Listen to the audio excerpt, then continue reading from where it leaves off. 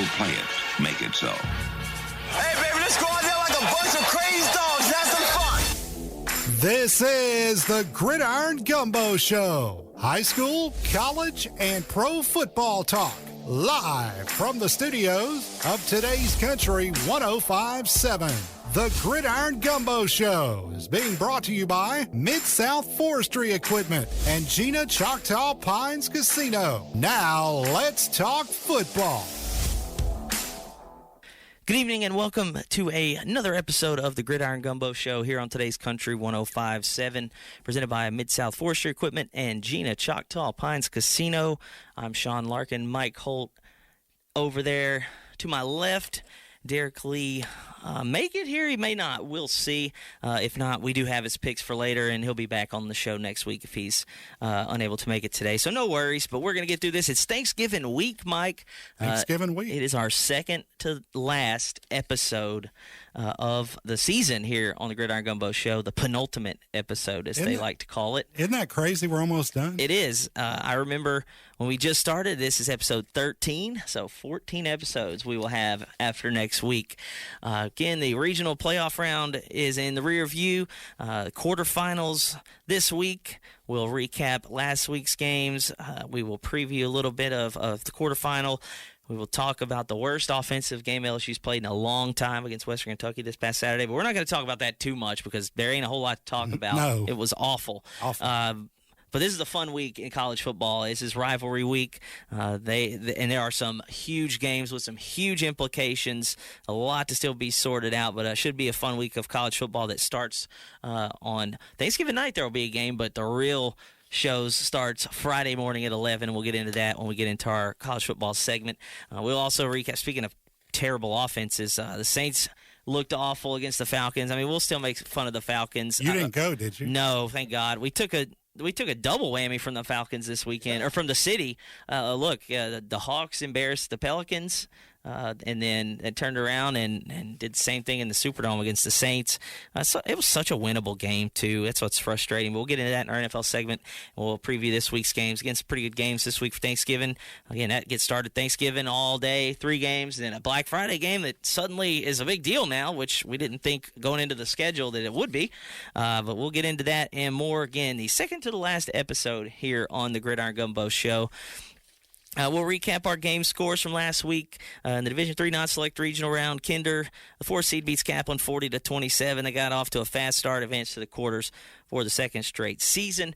The Yellow Jackets, the 4 seed, they will now host the 12-seeded Union Parish Farmers in the quarterfinals. And if you think this is deja vu, this is exactly the matchup we had last year. Now, last year they had to go there, right? No, they were at home. It was a 4-5 matchup. Union was the 5.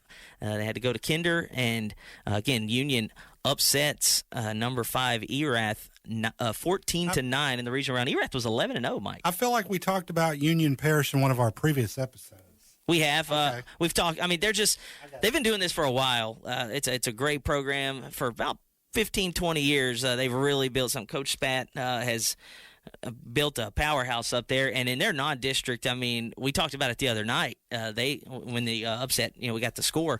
I mean, they scheduled Ash, they scheduled North DeSoto, and Loyola. Like that's the teams they schedule in the non-district. That's the difference in that ain't no cupcake. No, that's the difference in some of the teams here. And them. And you wonder why they're in the quarterfinals for like the 85th time in a row. I mean, they were in the Dome 4 or 5 years in a row before last year. They lost in the semis.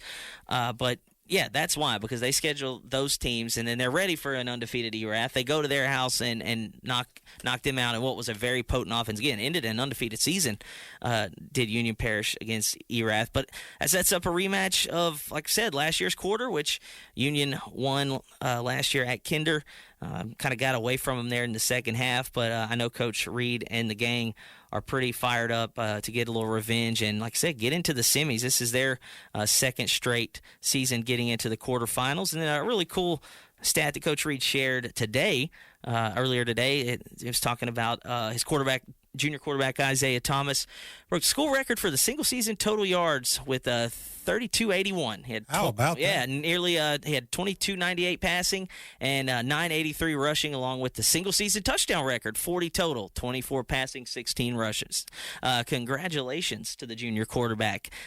Those records stood for 18 seasons. Wow. And Mike, I don't know if you know this, but do you know who the previous record holder was? I do not. That would be head coach Justin Reed. Well, how about that? Yeah, a pretty cool picture of them two standing there at the field.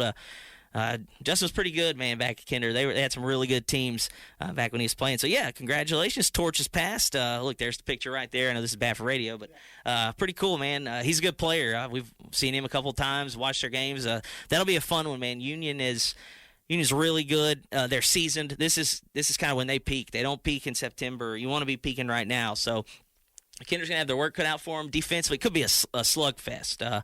It's going to come down to the line of scrimmages, just like it, usually at every level it always does. Union's pretty good up front. Last year, they ran the ball pretty well. But like I said, difference maker could be Isaiah at quarterback. I'm really excited to see that one this week. So good luck to the Yellow Jackets and Coach Reed and them. Hopefully, they're into the semifinals. We'll talk about that next week. As far as the other games, Leesville season ends in the Division II Select Regional Round. They go down to LCCP. They lose that one 42-23. That game was at Sam Houston. I did get a chance to listen to a good bit of it. It was close for a while. Yeah, look, they were down 16-15 at the half. Blazers kind of pulled away. But, look, they go down and march down the field, take the lead. And uncharacteristically, I think we had talked about how good of a season Terrell Broom had played and had. He had only 3 interceptions all year, had a couple the other day. And, I mean, this is – like you said, uncharacteristic. Yeah, like he has taken – and I mentioned this Friday night on the drive back. I was talking to someone. I think he threw 3 all season, and 2 of them were on the last play of the game trying to throw it into the end zone. One at Pineville when they were trying to, get it from about 30 yards out. He just kind of threw up a prayer, to try to make something happen. And then against Benton, the same thing. Last play of the game trying to get it into the end zone. So, man, a great season for him. It's just unfortunate when you go on the road, especially, you don't want to turn the ball over. But yeah, they trailed 16-15 at half. The Blazers kind of ran away with it there in the second half. But we said it, man, all year. What a season for Leesville, and we'll kind of just recap it for a little bit. But the Blazers, you were 1-5 at one point. That's what I'm saying. Yeah, like we'll put it into perspective. Obviously, the wound's still fresh, and everybody's kind of bummed out. But the Blazers will host the 6th-seeded Vanderbilt Catholic Terriers in the quarterfinals of D2 Select. Vanderbilt Catholic. Don't be surprised if they go up there, down there and beat the Blazers. I'm not going to call it, but I'm kind of calling it. Well coached. They drummed G.W. Carver in that regional round. So it's going to be a tough test there for the Blazers, but don't be surprised if the Terriers do walk out of there with the win and get into the semifinals. But, yeah, like we were going to get to it, Mike, just kind of recapping the season with the Wampus Cats. Look, I mean, we were there. They were, 1-5. We saw the Benton game up close, and, had no business really losing that one. Just kind of happened. Had some injuries pile up. Should have been an ejection on the Benton side. That wasn't. That ended up knocking one of your best players out. So they kind of had to throw a lot of things together there in the second half. And but look, you have a couple plays here and there go that way in that game. You had the Pineville game, where you lost on the last, basically the last couple plays in that one. But you're at 1-5, and we're on this show and we're talking, and it's like, okay, you lose to Iowa, who's has a perfect season. Well, the rest of the schedule, is winnable, and it started with the DeRidder game for the Hooper Trophy, and they went in there and they kind of got back to what makes them successful, running the ball, even though they're wide open, throw it all over the place. But from that point on, they really got rolling, and it ended up, getting them into the playoffs, getting them a home game, winning a playoff game. They dealt with a ton of injuries this year. They were shuffling a lot of guys around on defense and offense, played a lot of underclassmen, freshmen, sophomores, saw the field. I remember having to go to the roster looking, who's this guy, and texting, who's that guy. And, this dude wasn't on the film when I watched, and now he's in there. But, look, when you start 1-5, you dig yourself a pretty big hole. But to get out of it, I think that says a lot about what Coach Causey's done at the program and the players as well. Yeah, absolutely. And I don't know how many years this makes of him getting in the playoffs. So this was 10 straight. That's what I thought. 9 of the 10, they won a playoff game. Unfortunately, we were there for the one they didn't win. That was St. Martinville. not last year, but the year before at home. But that same Martinville team was not 3-7 as far as personnel. Like, that's the product of them playing a monster schedule and getting in. And they nearly went the next round and won again. But yeah, they've won at least one playoff game in 9 of those 10 years in a row. They obviously last year went to the semifinals. It ended a couple of rounds short this year. But like we said, man, there was a lot of question marks as far as where's the production going to come from this year with them losing Xavier Ford. But tell you what, man, Trell Broom just stepped his game up. Mike Davis Jr. had a phenomenal year in his final year. It was a pleasure getting to watch him play. Julius Brown again, following up his freshman year with a sophomore campaign. And then Grant Braxton, the guy who is going to have to follow in the footsteps. Like, nobody ever wants to be the guy that follows the guy. You want to be the guy that follows the guy that follows the guy. But he had a great year. I mean, look, like I said, last part of the year, he really turned it on. Just, they went back to the ground game. He ended up with over 1,500 yards, and it was just a phenomenal year. And guess what? You got that guy coming back. You've got the quarterback coming back for another year who was so good. Trell's going to be a senior, and you're losing Mike out wide, but you still got Julius Brown out there who is pretty good receiver in his own right as well. So there's a lot to like. And like we said, the thing about playing all these younger guys is that's experience for next year. So before you know it, the Wampus Cats will be back out there in spring practice and then summer workouts, and it'll be time for Wampus Cat football again. But, yeah, what a great season. Again, to get in after being 1-5 says a lot about where Coach Causey's got the program and those kids out there. And we said it, they're going to have to win out, and they did. Yeah, we pretty much called it. We said they would, and it started with the DeRidder game. And then after that, we pretty much and look, they got it. It ain't like it came easy. They had to go to Eunice and sneak one out against a really good Eunice team, and they did that. So congratulations to the Wampus Cats on a great season. Again, falls in the second round. But like we said, just like it'll be here before you know it, just like it ends, right? The game we had did not go as well as we expected. Actually, we talked about the way it did not need to go, and it happened. DeRidder goes up to North DeSoto to face the Griffins, the 16-1 matchup, and North DeSoto advances to the quarterfinal round. They end DeRidder season 2 times in the last 3 years. Look, it was basically big plays on the offensive end for the Griffins and a couple of mistakes on the Dragon side. Look, they moved the ball well. Like opening drive, they get the ball. They get it. Notre Dame. I said Notre Dame about 15 times in that. North DeSoto defers. So the Dragons get the ball. They're throwing the kitchen sink at them on the opening drive. They go halfback pass. They get a PI, which saved a touchdown. We talked about it right then. Like it's not a spot foul. You tackle that guy because that guy, Castle Montgomery was gone. If it's not a spot foul, Mike, I'm tackling that dude every time. I'm sorry. Like it's just a heads up play by the corner. The next play right after that, they have an issue with the snap, fumble. They don't get on it. North DeSoto recovers it. So all that, moving the football to midfield, one play, 52-yard touchdown. Kenny Thomas, he had a couple of those. He had one touchdown on the opening drive of offense for the Griffins, and then the next drive after the 3-and-out by the Dragons, it's 2 plays, and he has another 51-yard touchdown run. So if you had Kenny Thomas on your fantasy team, you probably racked up because the Louisiana Tech commit, as we found out, is pretty good. And watching him on film, he looked like the fastest player in the stadium. But then DeRidder gets the ball.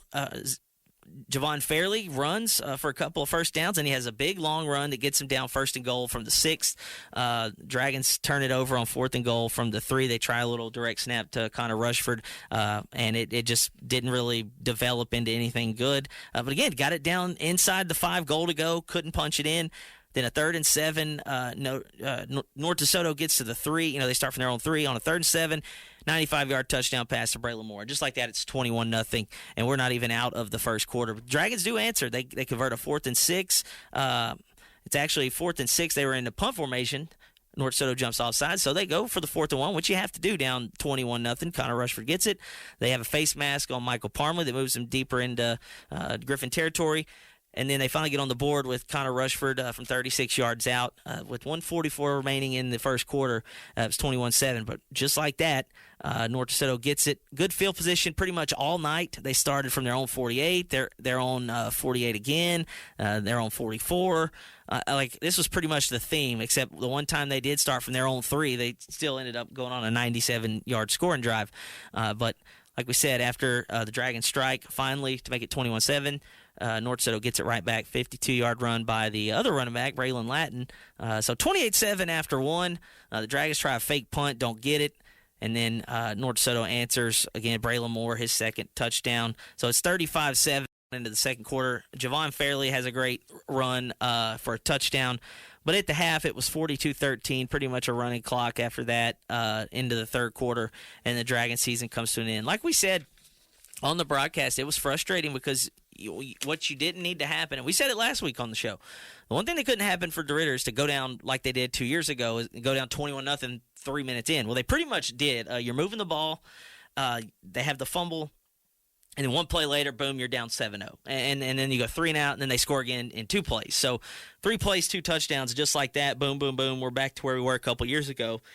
You just can't do that against good teams. Doesn't matter who you are, on the road especially. I mean, you don't want to do it at home, but it's just you're more comfortable at home because you got the fans and can kind of get back in it with the momentum. But on the road, you got to create your own momentum. And DeRidder moved the ball well. Connor Rushford had a really good game. Javon Fairley had a really good game. But there were a couple of times where he got into some third downs in that second part of the first quarter, first half, and just weren't able to get off the field. Then they did get a stop, I think, on a 4th down one time. So, you were trying to work your way back in, and then you give up a big play on defense, or you wouldn't be able to punch it in on offense. You would go quick 3 and out. But, again, just to recap it like we did with the Wampus Cats, man, this was a team that we saw probably never at full strength all year. And we know that's never going to happen in a contact sport or collision sport, which is football. It's you're going to have injuries. And DeRidder had them from the jump. Like I said, they were down to their third punter after week 1. And Connor Rushford was out after the first couple of drives in the opening game.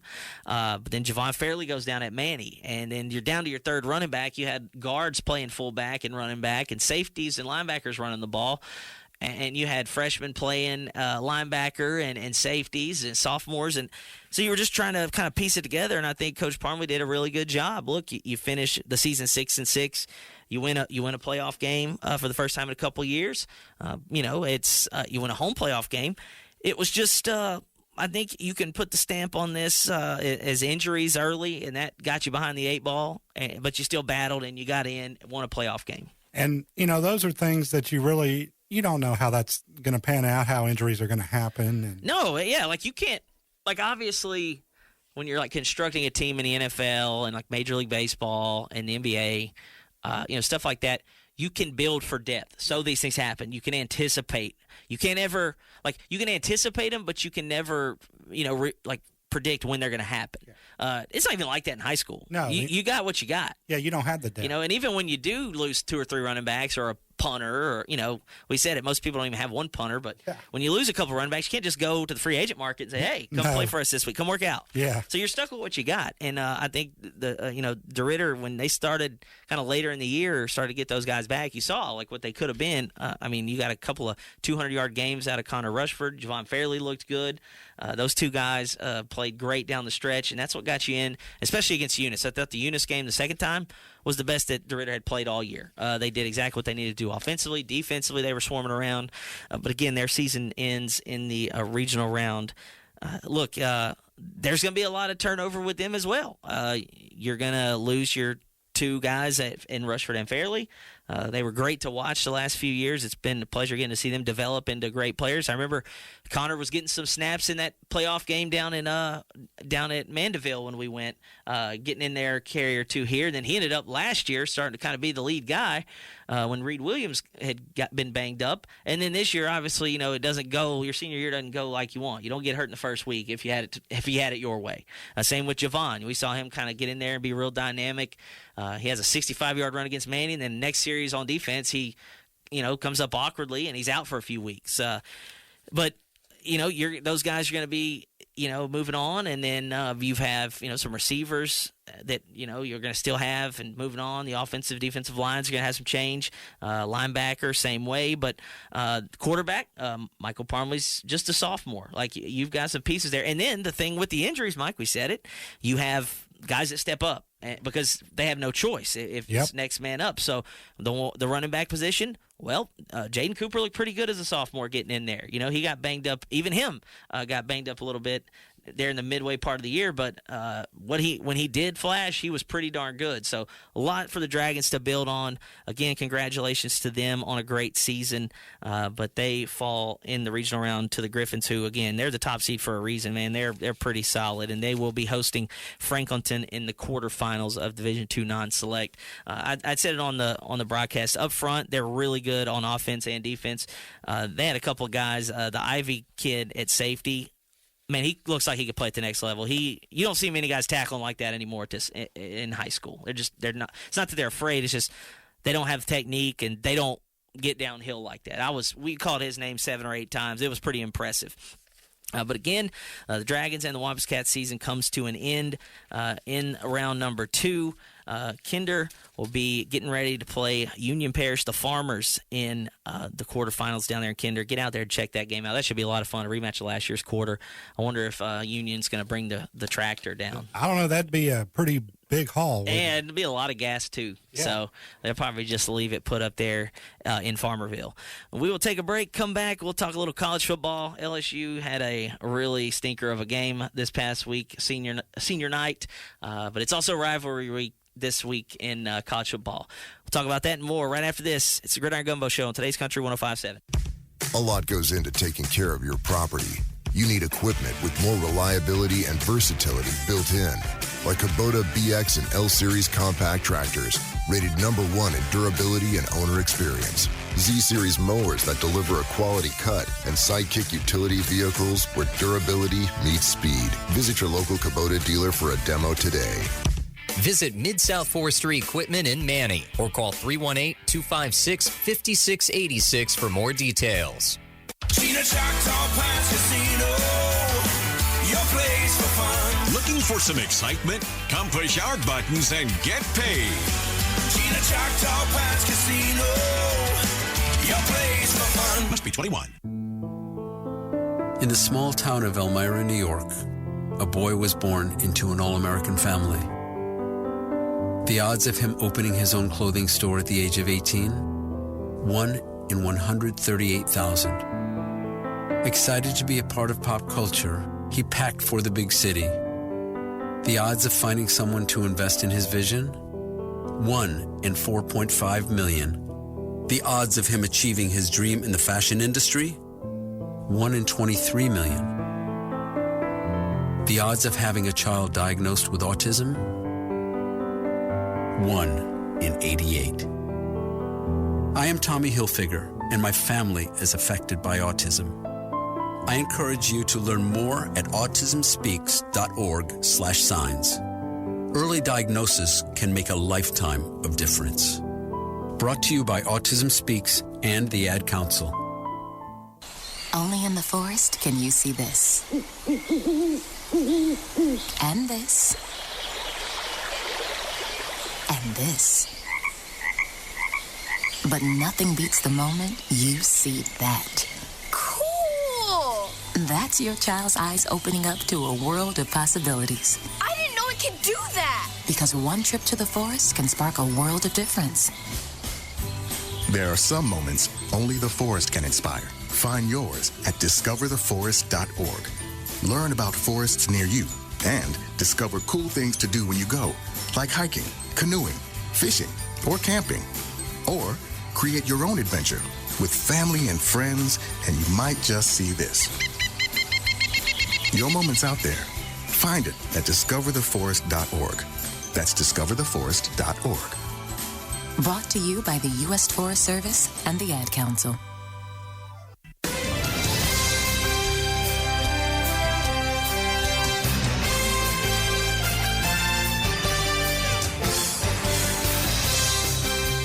Welcome Welcome back to the Gridiron Gumbo Show here on today's Country 105.7. Sean Larken with you, Mike Holt as well. Derek Lee going to probably not be able to make it today, but that's okay. We'll see him next week, and he sent us his picks, so we're good to go. We've recapped the high school portion of the show. Now to the college portion. Look, we're not going to spend a whole lot of time on whatever that was that LSU put out there on Saturday. They defeat Western Kentucky 13-10. Just an absolutely disgusting offensive performance. Western Kentucky didn't even score. The defense held them to a field goal. They actually scored on a fumble that they ran back all the way right there late in the game. So thank God you were up a couple of scores to kind of give yourself some breathing room. But, man, Michael Van Buren wasn't great. I mean, 25-42, 202 yards, touchdown, interception. Trey Green caught the touchdown. Harlan Berry, 18 carries, 80 yards, 4.4.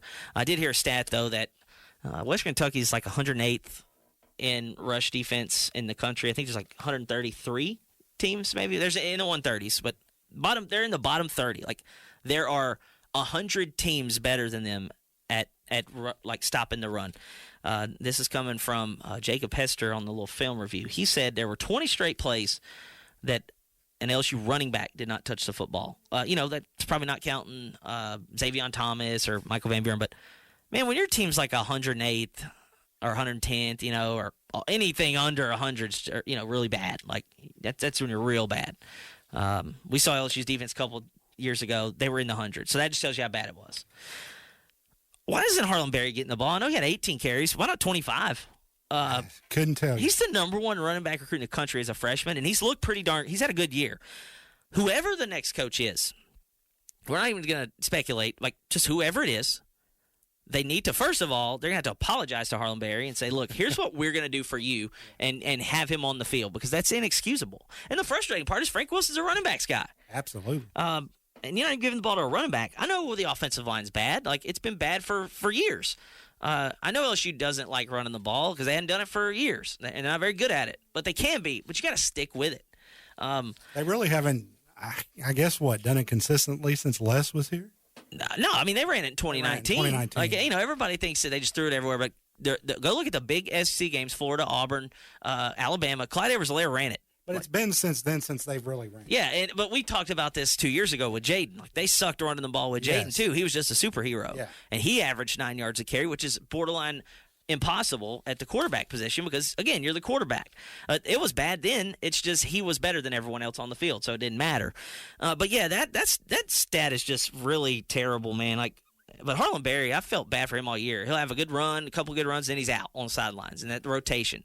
Like, I understand there's a running back rotation, but feed the guy when he's hot. And it was bad offense, man. Like, it was terrible to watch. I definitely checked out just kind of watching. It was strange. Yeah, like, it felt weird. Defense didn't miss a beat, though, man. Again, held West Kentucky to 152 total yards, just 3 points, 5 sacks. DJ Pickett had an interception. P.J. Woodland had one. DJ Pickett almost had another. The freshman, two guys that, again, whoever the coach is, it's time to get the checkbook out because if not, those guys are going to be playing at a high level somewhere else. Yeah. And that ain't what you want. DJ Pickett's a dude you can build around. I said it earlier in the year when I go to games. They've got the other guy, which we'll talk about in a second. But DJ Pickett was playing in high school and going to prom about 6 months ago or whatever. They don't even look at that guy's side of the field. That's how good he is. So you've got to have that guy back. Whoever it is the head coach and who's ever in charge of that. Those are the guys you got to have. You got to have Harlan Berry. You got to have DJ Pickett in there. And maybe we can touch on this some more next week, but if we have a coach by then or whatever happens. But yeah. I'd love for Blake Baker to come back. Yes, look, whoever it is, that guy, if he doesn't get a head coaching interview, which, again, there's still a lot of dominoes to fall, which he should get some head coaching interviews. He's going to be a head coach. One day soon he'll be a head coach. But if not, that guy has to be back on the staff. Yes. He's phenomenal. What he's done defensively this year. The defensive line was good. They had 5 sacks. Shout out Kyle Williams. He's really worked with that group. He doesn't even have his full guys in there as far as recruiting. He likes next year's group coming in. But those guys that, you're playing with the hands you're dealt, and he's done a good job. He knows a little bit of something about defensive line. Yep, sure does. Again, they had 5 sacks the other night. And then, again, next up, it's at OU. Saturday, we said at the beginning of the year that this game, back when LSU was good and OU looked like they were going to be good, we said this game probably decide who's going to the playoffs. Well, it does for one team. Yep. Unfortunately, it ain't us. But 2:30 on ABC, the Sooners. I saw the weather forecast. I have some family that my cousins are going. It's going to be nasty. It's going to be cold and rainy. So take the under. Yeah. Because, again, the other day we did not score 25-plus against even though they're not a Power 4 school, we didn't score 25 points. We ain't doing it Saturday. I'll just tell you that right now. OU's real good defensively. They may be the best defensive team we play all year. So could be in it for a low-scoring game. Just another note, Mansour Delane named a Thorpe Award finalist today. I didn't see that. Okay. Yeah, best, they're coming out with the Butkus Award, Thorpe Award. Like, they're coming out with those lists today. Well deserved, man. He's the best cover corner in the country, has been all year. He's going to be a top 10 pick. I would, if he's not, then Saints need to trade back up and get him. Just to use some of those draft picks. Who cares? But he's in the Thorpe Award finalist. He should be the winner. He's the best corner, like I said, in the country. Coming over from Virginia Tech last year, he's been phenomenal. But again, Tigers season finale at OU in Norman on Saturday. That game again on ABC. We'll take a break, come back, and we will wrap it up with the NFL segment. Saints lose a very disgusting game to the Dirty Birds. It's the Gridiron Gumbo Show on Today's Country 105.7. Welcome back to the Gridiron Gumbo Show here on Today's Country 105.7, presented by Mid-South Forestry Equipment and Gina Choctaw Pines Casino. Sean Larken with you, Mike Holt as well. We miss Derek Lee. He'll be back next week. Mike, Sunday wasn't fun. No, it was Sunday not. was not fun at all. And I'm glad for you didn't go. Yeah, look, I'd kind of made the decision. 325 is just almost impossible to get back here now. When I lived in Baton Rouge, man, it's one thing. You know how awesome it was? Like, we would do our show at KLSU at 6, okay? I would be back at Hodges Hall from New Orleans at like 5. I'd be back already. Like, we would be rocking and rolling to do it. Man, I don't even get back into Baton Rouge if I leave at 3. And we stay and eat, but like I could not stay and eat in New Orleans. Well, and get back. I mean, Traffic's gotten worse since COVID. After 2020, that's when it really got bad. Because Baton Rouge to New Orleans was nothing. New Orleans to Baton Rouge after kickoff wasn't bad. Now it takes forever. And it'd be one thing if you didn't have to work the next day. Exactly. And like I said, that's not an issue when I lived in Baton Rouge, just 70 miles down the road. But it is now. And it's a good thing. Like I said, I didn't go to the LSU game on Saturday. I did not go to the Saints game Sunday, and I am very thankful I did not, because those were just – now, don't get me wrong. I missed the last tailgate, which it's always fun to see the guys. What are senior nights or days at LSU like before the game? Oh, no, nothing. Just same. It's just the same. They'll start the pre-game festivities a little earlier. But as far as like, because sometimes that game is big. Like, sometimes last year was Oklahoma. Not that we were ranked or anything, but like, sometimes you get an A&M. Like Joe Burrows was A&M. Like, we were still undefeated. Like, the game mattered. But yeah, I'm just glad. Like I said, after about halftime, I was like, man, I'm so glad I did not just go down there. And I don't think you probably would have stayed for the whole game had you been there. No, apparently there were a couple people at the tailgate that just said, that, they were getting ready to clean it up, and at halftime, a couple people walked out and said, they're just not going to say what they said, but bleep this. We're not sticking around for this. Not staying. And I don't blame them. Like, that's not what you signed up for. Yeah. But again, moving on to the NFL, it wasn't any better Sunday. Woke up, look, coming off a bye. We talked about it. Saints look good at Carolina. That was a Carolina team that made the Falcons look stupid. Bryce Young set the franchise record in passing yards there. Moved it up and down the field on them. Saints had a whole week to prepare. And Sean Payton's really good coming off the bye. He was always great. Andy Reid's awesome. Coaches and teams are usually really, really good coming off a bye. You get a recharge. You get healthy. Man, from the jump, defensively, you get the 3 and outs. Like, where it's active. The Dome, Mike, it was loud, man. Like, this, you got 2 wins on the year, okay? You're not supposed to be that juiced up for this, but it is the Falcons. It's your arch rival. Man, like, you get the 3 and out, which I don't know. My friend texted me during the game, like, when's the last time we got a 3 and out on the open drive? I said, dude, I don't know, probably never, because it seems like Brandon Staley's defense gives up 2 touchdowns on the first 2 drives. Like, I know against the spread in the first quarter this year, the Saints are 1-10. So that means they get outscored. I think they're last in point margin in the first quarter. But what do? As soon as you get the 3 and out, you go 2-yard run to Alvin Kamara, and then just some kind of snap issue with Tyler Shuck and Alvin. I don't know whose fault it was on. Shuck probably didn't really get it in a good spot. Alvin's hands were real weird, but then you kill all that momentum. Like, it's just one thing after the other. Defense holds. They get a field goal to the Falcons. Man, I'll tell you what, like, as bad as the season's gone, there ain't been a whole lot of bright spots. Chase Young, since coming back a couple weeks ago, has looked worth every bit of that signing contract that you gave him. Absolutely. He's been just, and last year he led the league in hurries. Well, he's getting to the quarterback this year. He looked great. Defense kept you in it, man. Just getting stops. They sacked Kirk Cousins a good bit of times early in the game. But you held him to a field goal. You get the 75-yard return from Mason Tipton. What do you do with it, Mike? You go no gain, sack for -7, 2-yard swing pass to Alvin Kamara, and then Blake Grupe, as he's done almost every game this year, but like one or two, misses a field goal.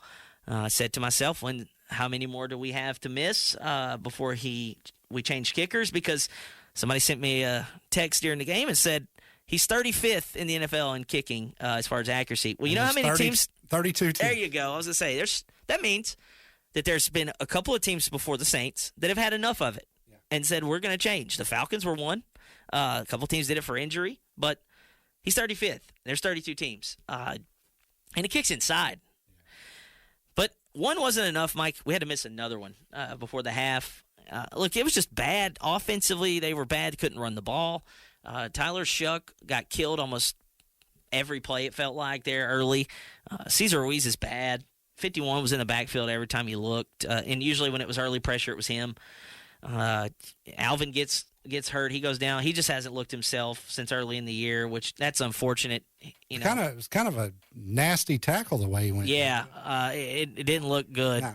But he didn't play the rest of the game. The only offense you got was from your defense. Justin Reed had a pick six, and that was the first pick six since 2023 that the Saints had. That's not good, man. This is a team that let the Panthers set the franchise record in passing yards on them. You had the ball in the red zone like three times inside the 20. Missed field goal, turnover on downs. There was the 4th and goal play from you had it from the 1. The Taysom Hill experience just ain't really looked great. No, and they're definitely trying to get him involved. Yeah, and even up until that drive before the half, right out of the gate, it was run. Taysom Hill at running back, Taysom at quarterback, Tyler Shuck in there running it, and then you get down inside the 5, and you just stall out just like you have all year. And look, the play calling ain't great. Kellen Moore, it's not even just that though. I'm not even blaming it on Kellen Moore because I'll say this: he's tried everything. Yeah, like they tried an Olave pass against Buffalo where he just didn't throw a good ball, and a guy made a 1 in a million read. They've ran, with power set against Carolina a couple of times a few weeks ago and didn't get it in. They've thrown the ball with Tyler Shuck down there against Carolina, and then Taysom a couple of times. Like, he's trying stuff. But when you're all that bad up front, especially in the interior, centers and guards, I mean, it's just you're not going to do it. And it's almost like there's nothing you can do. No, and the field shrinks when you're down there. So, man, he's like and look, it wasn't Kellen Moore's best game. Like, it wasn't. Like, It wasn't very good, but it's not like he's not trying different things down there because it ain't the same, it ain't the same way to get the result. Like, we're getting the same result, but we're not getting there, the same. Like, again, Chris Olave threw a pass at Buffalo to try to get in. They tried a little wingback offense the other day, trying to run some plays. Like, it's just not happening, and that's because you're so bad at the interior. And this is positions you spent first-round draft picks on. So hopefully, again, we talked about getting Banks this past year. Fuanga's good. He's been banged up. He may have an injury history. That kind of sucks. So the offensive line still isn't built. Something they're really going to have to address either via the draft or free agency. Yeah, like you're still not where you need to be up front. It's going to take a couple of years. Yeah. And you really hope that Tyler Shuck is the guy because you don't want to have to spend it on a quarterback. Yeah, and sometimes when you watch him, you feel like he could be. Yeah, they got in that 2 minute before the half where they missed the field goal, and he was moving it up and down the field. It's almost like, and I know teams do look better in that because of the tempo, and they're just ready to go, and they got the defense on their heels. But then you get down there and you miss the field goal, and like that can't happen. Like, that's too many times. It's 8 this year, and today was, I woke up Sunday morning thinking, okay, he's still on the team. And look, I know these guys are humans, but like you're in the NFL and you kick indoors. There's plenty of kickers that are in college that are done, and they can go in there and kick 35-yarders. Like, it'd be different if we were making him line up for 58, 60 yarders all the time. Or 65. Yeah, but we're not. And And the Saints finally had enough. They waived Blake Grupe today, and they brought in Cade York. Yesterday, it was Justin Tucker, Cade York in for interviews. Look, I'm not going to get into the Justin Tucker situation. That's, the off-the-field stuff's neither here nor there. But they go with Cade York. And, look, Cade York's not on the active roster. There's still a spot for him, so he could be. But you got Charlie Smith in there, who was in the battle with Blake Grupe. The reason Blake Grupe was your kicker is because he was awesome during camp. He missed one kick the whole entire training camp. So maybe they give Charlie Smith a chance. Maybe they give Cade York a chance. Obviously, Cade York, remember that LSU team that won it? He's bounced around because it's not that he ain't got the leg. It's because he's been inaccurate. So hopefully he can fix that. But it'll be interesting to see who's out there kicking. But that's the thing, man. When you got a team like this and with a rookie quarterback and you're scrambling for any kind of points, you can't miss field goals, and you can't miss 35, 40-yarders. And especially that's the only points you're getting. Yes, that's what I'm saying. When you're clawing and doing everything you can to even get – 75-yard kickoff return, Mike, I remember thinking Sunday, I didn't score. This will be interesting. Now we got to play offense because had he made those field goals, it might have been 24-16. Well, yeah, and you've got a chance – trying to get the ball with a chance to tie or take the lead late. Yeah. It changes your entire – because, again, on fourth down, you got to go for every fourth down because you can't trust your kicker. So there's so many things that go into it. And like I said, Blake Grupe's had his good moments. But, look, you can't miss 8 kicks. You can't be that bad in a league where kickers, you can find one off the street and come in. I saw the Packers did a few weeks ago. They brought in a guy. Ain't never kicked for him. He kicked 350-yarders in a game. The Cowboys, they got one of the best kickers in the league. But, yeah, you know where he went to school? He went to Notre Dame. With Blake Grupe. He didn't even kick. He didn't play football. Wow. That's the thing. We got guys at the same school Blake Grupe went to that didn't even play football and are better than him. Brandon Aubrey's a god. That dude just makes everything. But up next for the Saints, they go to Miami. And that Dolphins team that beat the Bills by double digits a couple weeks ago, and then they've had a mini-bye. They come over from overseas in Spain, beating the Commanders. So they've had about 11 or 12 days off. With the nerdiest-looking head coach in the league. Yeah, and this guy was supposed to be fired a couple weeks ago. Yeah. Now they're kind of putting it together. Again, that one at noon on Fox. First time the Saints have been in Miami to play the Dolphins in a game since 2009. Did not know that. Yep. I knew it'd been a while, but that game in 2017, I believe, was supposed to be there, and it was in London. And that started our first little win streak there. I think the Saints had beaten Carolina the week before. They go to London. They reel off 5 or 6. That was the game where they pretty much said, yeah, we're going to go with Alvin Kamara and Mark Ingram, no more Adrian Peterson. It was that next week, I think, because that was kind of Alvin's little breakout game. Him and Mark just kind of took over. But, yeah, it's been a minute. Last time we played in that stadium, we won the Super Bowl. But last time we played the Dolphins was the same year. In 2009, I remember that game. We were down. Drew Brees snuck it in, dunked it over the goalpost, had the Reggie Bush reverse where he jumped from the 8-yard line. Speaking of, we didn't talk about it, but what did you think of Drew Brees calling the game? Yeah, no, we didn't really get into that. I think it'd have been a lot more fun if the Saints had won. Oh, for sure. I know he was fuming up there. You could tell, especially with the red zone stuff, because he knows better than anyone. You make your money in the NFL not between the 20s. You make it in the red zone. I think he's going to be good. I do too. I think once he continues to do it, he's going to be great because there's, like I said, Tom Brady's the same way. I don't think Brady's was great, kind of robotic at times, but there's no 2 quarterbacks you'd rather have in there doing that and telling you how it goes. The problem is those guys have done it at such a high level. It's kind of hard to break down a guy like a rookie Tyler Shuck. And it had to be hard for him to watch that. Yes, and like I said, he hates the Falcons as much as I do. But, yeah, look, I thought it was fun. It's always good to see him. Jimmy Graham back in there as well. Retired as a Saint? Yeah, one of the best. And unfortunately, the situation with the contract, if he stays in New Orleans, he's the greatest tight end to ever play the game. He's still one of them, but, it just wasn't meant to be, but glad he was able to come back and especially play down the stretch the last couple of years with the Saints and then obviously get that, moment last week. We'll take a break, come back with our picks, talk a little rivalry week. Should be a fun week in football. It starts on Thanksgiving. It's the Gridiron Gumbo Show on today's Country 105.7. A lot goes into taking care of your property. You need equipment with more reliability and versatility built in, like Kubota BX and L Series compact tractors, rated #1 in durability and owner experience. Z-Series mowers that deliver a quality cut, and Sidekick utility vehicles where durability meets speed. Visit your local Kubota dealer for a demo today. Visit Mid-South Forestry Equipment in Manny or call 318-256-5686 for more details. She Gina Choctaw Pines Casino, your place for fun. Looking for some excitement? Come push our buttons and get paid. Gina Choctaw Pines Casino, your place for fun. Must be 21. Peekaboo. Peekaboo. Smile. Smile, buddy. Come on, smile. Oh, honey, he's still not smiling. Maybe he's not a smiler. Yeah, maybe he's just not a happy baby. Maybe he's just being a boy. You know how boys are. Or maybe he's teething. Oh, poor baby. I think his gums hurt. Maybe he's just tired. Or maybe his tummy hurts. Maybe he didn't eat that much. He has Maybe autism. He's not ticklish. And we can definitely do something to help. dog. Maybe is all you need to find out more about autism. No big, joyful smiles by 6 months is one early sign. Learn the others at autismspeaks.org/signs or see a doctor today for an autism screening. The sooner it's diagnosed, the better. And it can make a lifetime of difference. Brought to you by Autism Speaks and the Ad Council. This is Nnamdi Asamoah. I play football for the Philadelphia Eagles, but what I do off the field with United Way might be more important. I'm a volunteer tutor and mentor. Why? Because over 1 million kids a year drop out of school, and that's not okay. It takes 12 years to create a graduate, but it takes about the same time to create a dropout. And the difference between a child becoming one or the other could be me, or it could be you.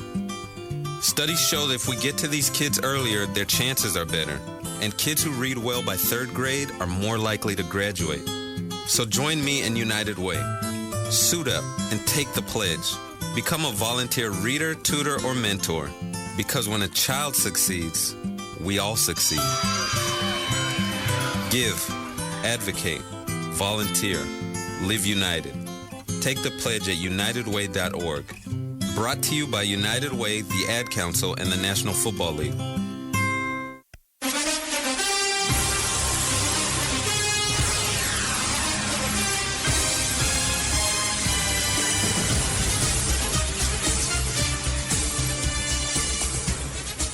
Here on the Gridiron Gumbo Show, presented by Mid-South Forestry Equipment and Gina Choctaw Pines Casino. Speaking of casinos, our picks against the spread this week should be a really fun week. Last week was good, Mike. We did really good. I went 11-5, 6-2 in college, 5-3 in the NFL. You and Derek 8-8. That's Jeff Fisher right there. Just going 8-8. But you were 5-3. In college, 3-5 in the NFL. I was 6-2 college, 5-3 NFL. Derek 6-2 college, 2-6 NFL. Let's see, we were all on the good news. Virginia Tech 17.5, lost by 17. So that's always good. Some NFL notables. I was the only one to get the Colts. Colts lost by 3 in overtime. I was the only one to pick the Bengals. We all had the Cowboys, but took a little while to get there. They were down 21-0. They were, and ended up winning that one outright. I was also the only one on the Texans. I've been getting good at these Thursday night underdogs. Yeah, they were a 6.5 dog, won outright over the Bills. So a lot of fun last week. Again, my best week, I think, which is pretty sad. But I usually start to pick up steam as this thing winds down.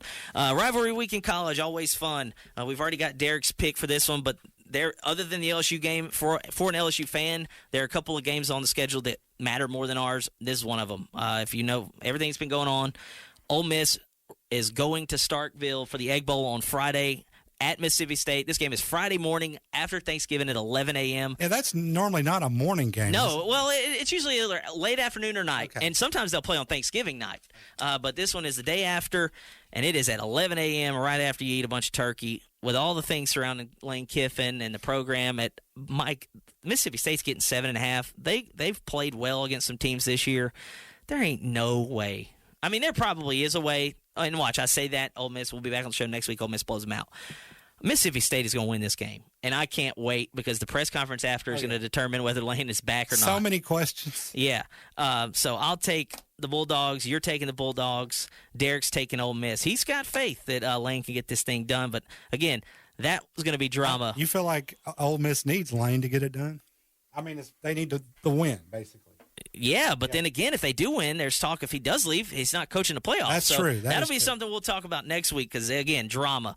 Georgia Tech at home against Georgia. This one's a fun one. 14.5 are the Yellow Jackets. The Ramblin' Wreck almost won in Athens last year. That was a classic of a game. Went to a couple overtimes. I'll take the Yellow Jackets to cover the 14.5. They got slaughtered last week by Pitt. Who you got? You got the Dogs? Taking the Dogs. Derek taking the Dogs as well.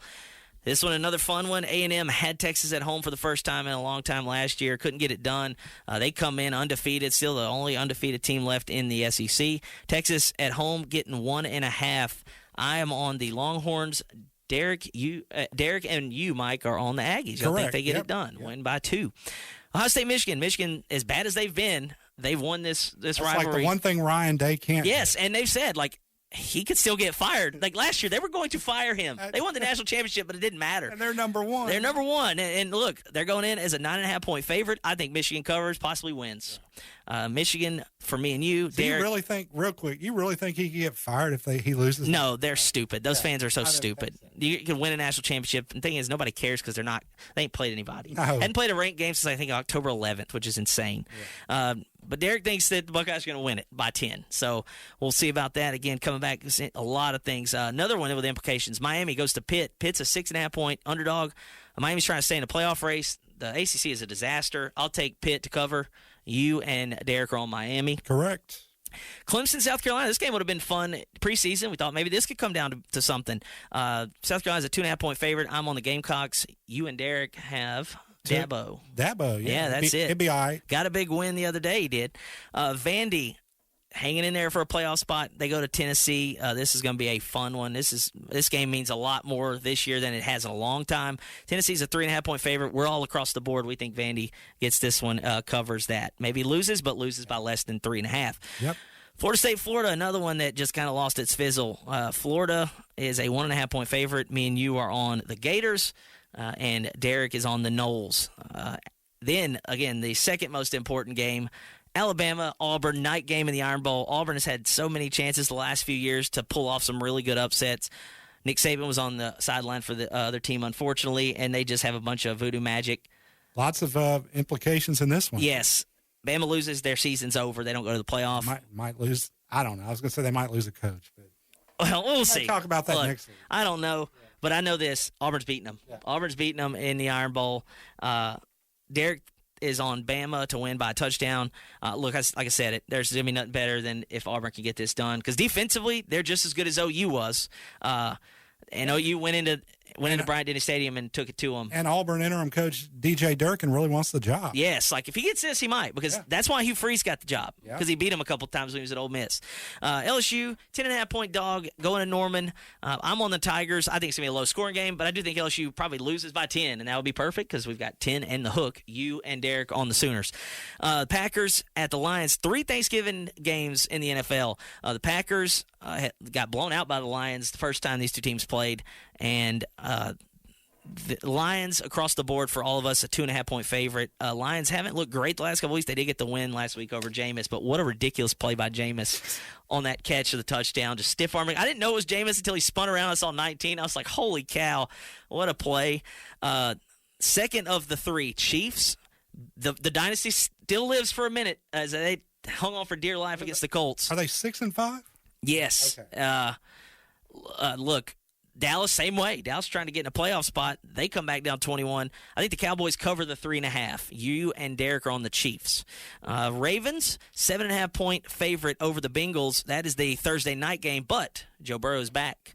Looks like the Ravens might be coming back, too. Yeah, look, they kind of slugged it out in the game last week against the Jets. Derek's on the Ravens to win by more than 7.5. Me and you are on Cincinnati. Joe Burrow back. Hopefully he can stay healthy. Jamar Chase back as well. He apologized for spitting. Can't do that. No, can't spit on Jalen Ramsey. Can't spit on anybody. No. It's a felony in some states, I believe. Is it really? I think so. Texans at the Colts. 4.5-point favorite are the Colts. They're at home. This is a divisional matchup. I think the Texans lose a close one. You are on the Colts. Correct. Derek on the Colts as well. Derek's Panthers have the Rams. The Rams are just, man, the NFC West is going to be cinema down the stretch, man. Like those teams, like the Niners, Seahawks, Rams, just going at it. No clue who wins that division. Probably money's on the Rams right now. But the Panthers are a 10.5-point favorite. Y'all are both on Los Angeles. Matt Stafford looking like the MVP. 10.5 is a massive spread in the NFL. I think the Panthers lose, but it's hard to lose by more than that. You got to really suck. Now, they did lose by 11 last night against the Niners, but still, it's just you look at week to week. They look great against the Falcons. They don't do anything with 3 turnovers from the Niners. So we'll see.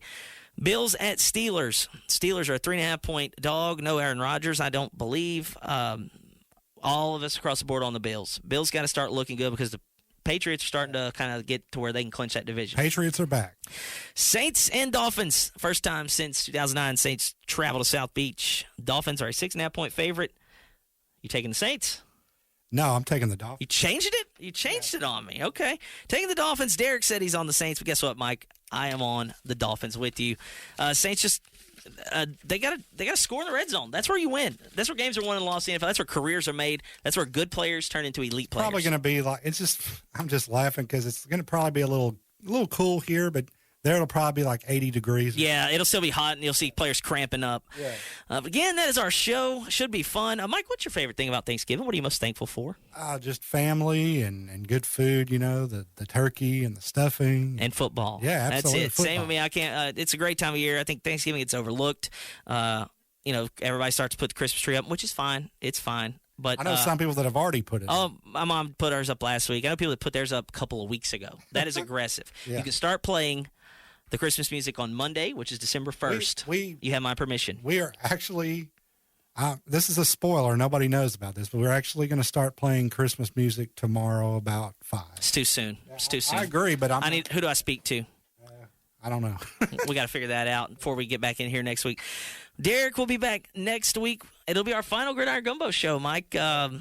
Not possible without Mid-South Forestry Equipment and Gina Choctaw Pines Casino. We wouldn't be able to do that. Yeah, and again, we talked about it signing off the other night. Thank you to all our football sponsors for our games. Game of the week, the DeRidder games. I was going to ask you, how did North DeSoto treat you guys? It was great. Look, visitors press box. There was some heat on one time, but I think we did that on accident. Almost died up there before half, but we got that squared away. Did y'all eat anything good? No, didn't eat there, but that's okay. Just trying to get back quick. It was real foggy on the way back. But, again, Kinder at home this week against Union. Rematch of last year's quarters. They're trying to get to the semis. Go check that game out. That's the closest one in the area. A couple down in Lake Charles as well. Again, get out, watch some good football. It's a privilege to be practicing this week, Thanksgiving. We hope all of you listeners have a happy Thanksgiving. We'll be back in here on Tuesday for the final Gridiron Gumbo show. And, again, we'll be back on the hardwood coming up, so check out the West Central Sports page for that as well. Again, a lot of tournaments going on, some good basketball being played in our area already. Should be a fun season. Glad we could get out there last week and get started. But again, for Derek Lee, Mike Holt, I'm Sean Larken. Thank you for listening. This has been the Gridiron Gumbo Show.